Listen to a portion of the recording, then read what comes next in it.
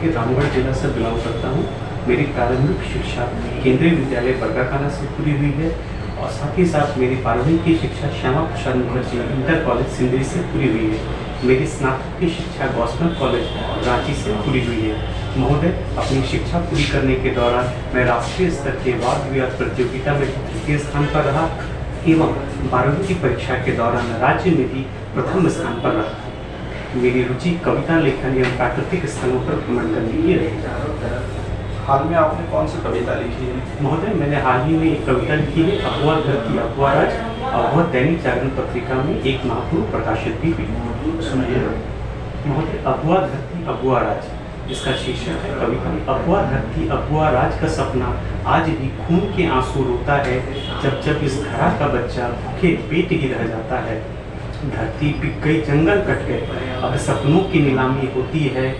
कोयलकारों की नदियाँ अब चुपचाप सिसकती रहती हैं। आंगन सूना, अखड़ा सूना, मानव चुपचाप सिसकता है, जब जब इस धरा का बच्चा परदेश में कमाने जाया करता है। क्या यही था तिलका मांझी का सपना? क्या इसी बात के लिए धरती आबा ने दिया था बलिदान अपना? सोने की मोहरों को छोड़ जब मन में मानिक पाओगे, सच्चे अर्थों में तुम तभी धरती पुत्र कहलाओगे। तिलका मांझी कौन थे? तिलका मांझी, जिन्हें आदि विद्रोही के नाम से भी जाना जाता है, इन्होंने 1785 में जबरा पहाड़िया किसको कहा जाता है? जबरा पहाड़िया भी संभवतः उन्हीं कहा जाता है, और आदि विद्रोही के नाम से जो प्रचलित किस विद्रोह को ये शुरू किए थे?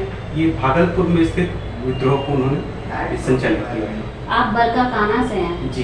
बरकाकाना प्रसिद्ध है झारखंड में। जी। किस के लिए? बरकाकाना कोयले की, स्पेसिफिकली देखा जाए तो बरकाकाना कोयले की लोडिंग अनलोडिंग के लिए ये प्रसिद्ध है, क्योंकि ये पूरे राष्ट्र में धनबाद डिवीजन माल लोडिंग अनलोडिंग के लिए पूरे देश में तृतीय स्थान पर रहता है।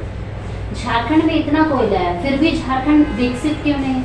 महोदय, कोयले की जो खनन है या फिर अलग माइंस है, टोटल हम लोग 40% माइनिंग रिजर्व है, लेकिन सिर्फ 5% तक की ही खनन की सुविधा यहाँ पर उपलब्ध हो पाती है।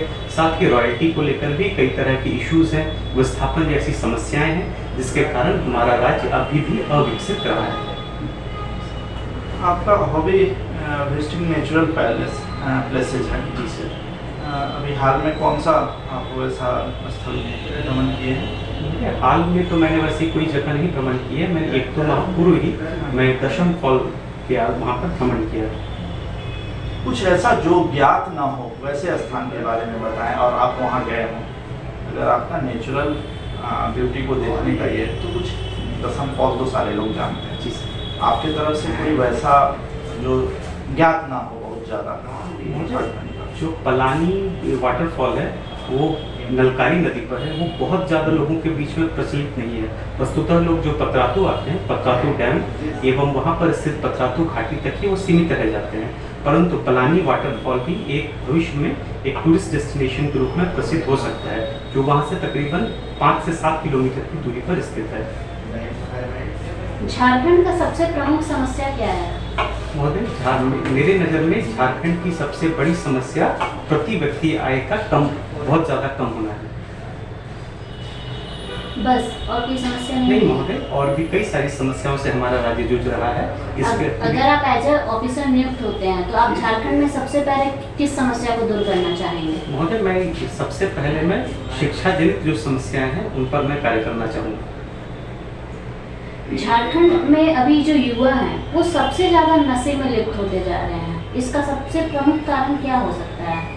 महोदय, इसका सबसे प्रमुख जो कारण है वो मेरी नज़र में है कि नशे के जो समार पदार्थ हैं उनकी जो काफ़ी इजीली अवेलेबिलिटी जो है वो एक इसका प्रमुख कारण है। साथ ही साथ है रोजगार के जो प्रमुख साधन है वो ना होना, कौशल विकास का ना होना एवं शिक्षा के जो समुचित संसाधन है उन तक उनकी पहुंच ना होना ही उन्हें नशे का आदी बना रही है। कोटा के कुछ विद्वानों के नाम बताइए। श्रीनिवास पानुरी जी, डॉक्टर ए.के. झा जी, विश्वनाथ नागर जी, श्याम सुंदर जी इत्यादि। किसकी रचना आपको प्रभावित करती है? मुझे मुख्यतः श्रीनिवास पानुरी जी की रचनाएं प्रभावित करती है। कोई रचना? जैसे कि महोदय बहुत ज़्यादा मैंने पढ़ा नहीं है, परंतु उनकी रचनाएं जैसे मेघदूत, चाबीकाठी, तितकी इत्यादि कई सारी रचनाएं हैं जो जनमानस में काफ़ी प्रचलित हैं। झारखंड में डाइंग प्रथा से आपका कुछ जिला ग्रसित है। जी। इसको कम करने के लिए किसी एक महिला ने बहुत ही अच्छा ठोस कदम उठाया था, जिन्हें पद्मश्री अवार्ड भी दिया गया, बता सकते हैं? और जहाँ तक मेरी जानकारी है महोदया, वो छुटनी महतो जी हैं।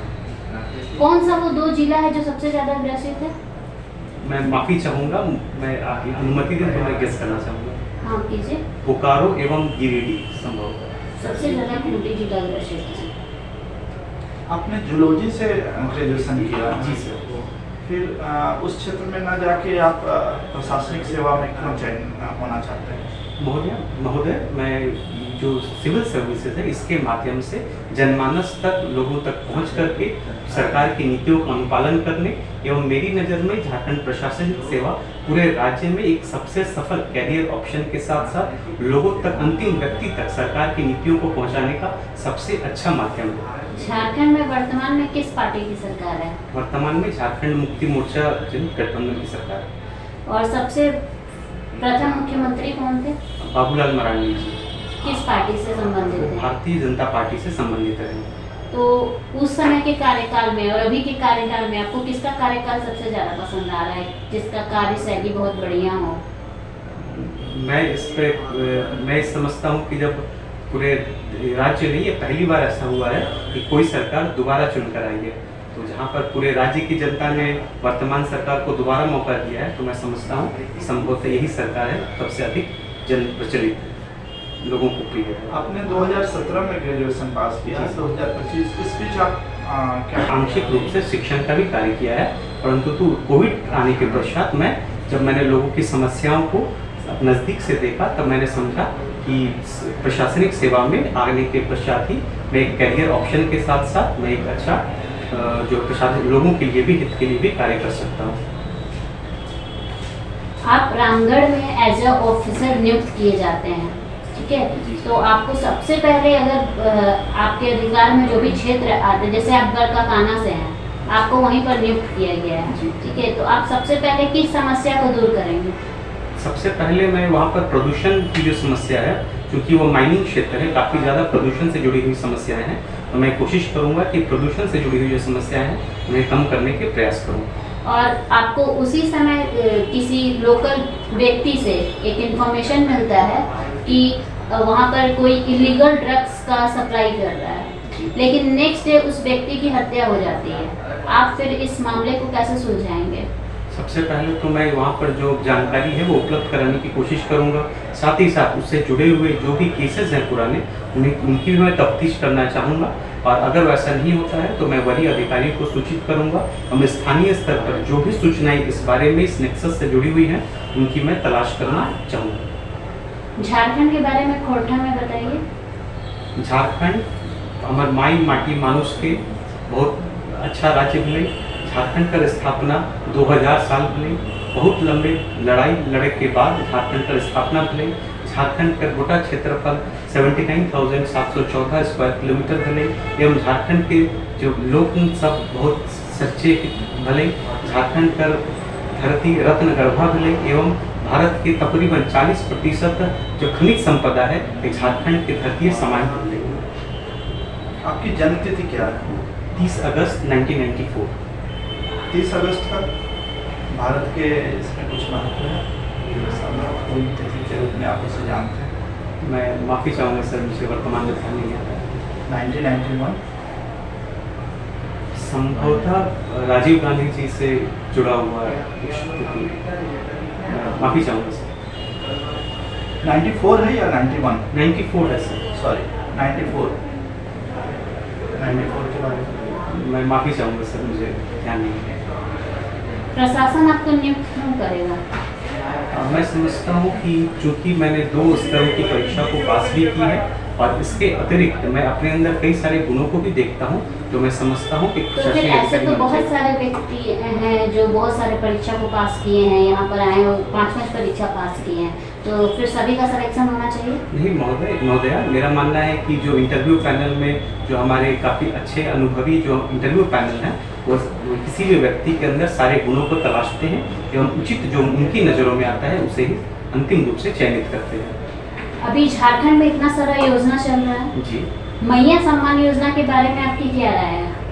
महोदया, झारखंड में जो 18 से 50 वर्ष तक की जो महिलाएं हैं उनको आर्थिक लाभ पहुंचाने के लिए मैया सम्मान योजना प्रचलित की जा रही है। उन तक एक नकद राशि दे करके उन्हें कई तरह से आत्मनिर्भर बनाने की भी सरकार के द्वारा यह कोशिश की जा रही है।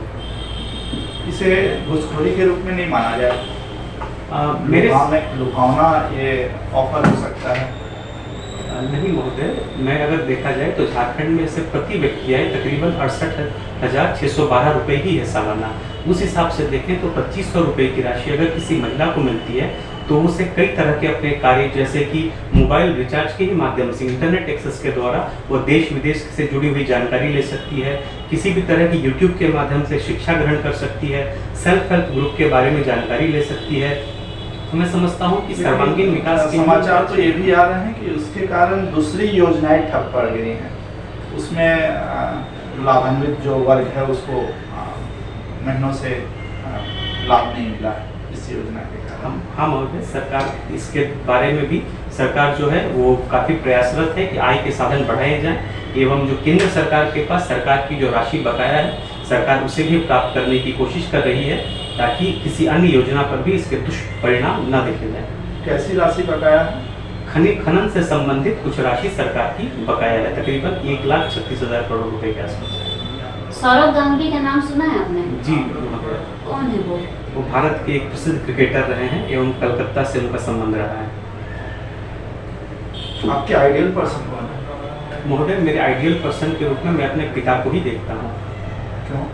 क्योंकि